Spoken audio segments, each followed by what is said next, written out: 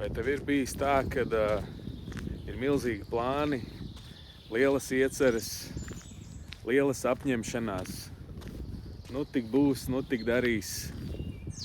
Un tu tiec iedvesmots, ir tāda liela sajūsma un esi gatavs to darīt, lai ko tu būtu apņēmies.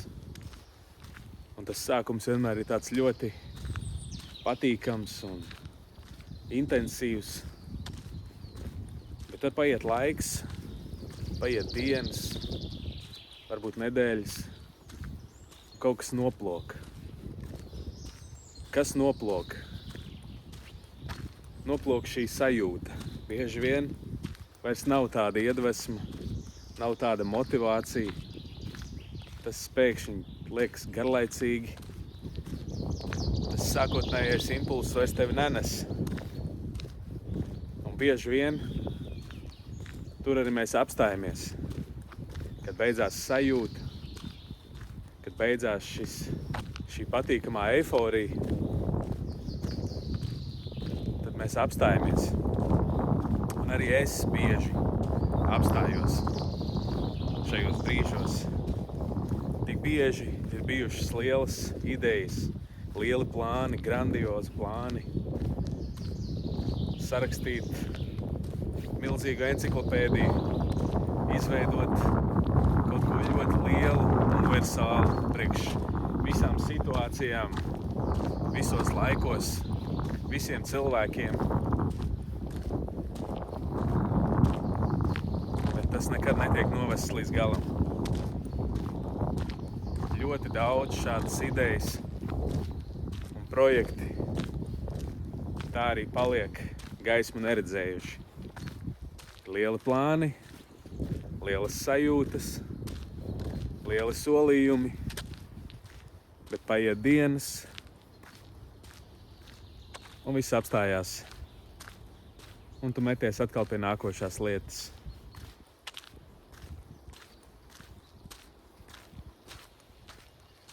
Un, manuprāt, daudziem mums ir šī tendence kaut ko apņemties un darīt,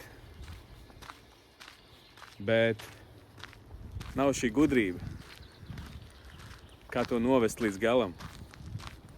Daudziem ir ļoti labas idejas, ļoti liels potenciāls, bet nav prasmes, nav gudrība, kā to iznest līdz galam. Un es arī spēru tikai pirmos solīšus šajā visā, mācoties pabeigt lietas, sadalīt tos lielos mērķus mazākos mērķīšos, sākt ar kaut ko mazu, nepārspīlēt. Un tad pamazām pielikt slodzi, lai tas ir izdarāms.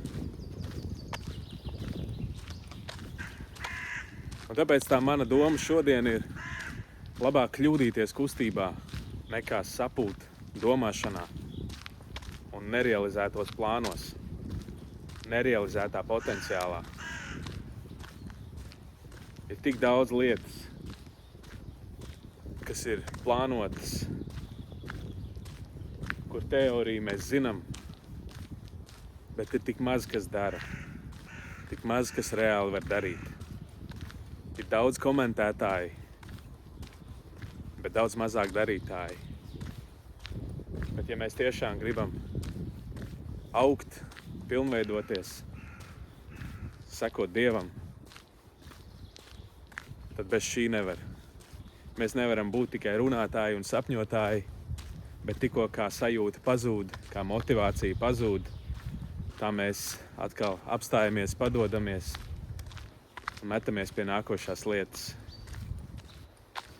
Un jā, kā jau minēju, šī ir arī bijusi liela mana problēma. Tik daudz situācijas dzīvē, kur esmu kaut ko iesācis ar lielu jaudu un atkal apstājies. Paldies Dievam, caur viņa žēlastību vienmēr ir iespēja atkal sākt un mācīties iet viņa ritmā, neskriet pa priekšu, bet ar maziem solīšiem. Jo daudz vērtīgāk ir tas, ka tu kaut ko izdari un noved līdz galam, nekā ka tev ir pilna galva ar skicēm, kuras tā arī netiek realizētas. Tāpēc pēdējā doma, ko varam šodienai paņemt, ir labāk būt par darītāju un kļūdīties, nekā par domātāju, kurš nekad neko neizdara. Lai Dievs tevi svētī!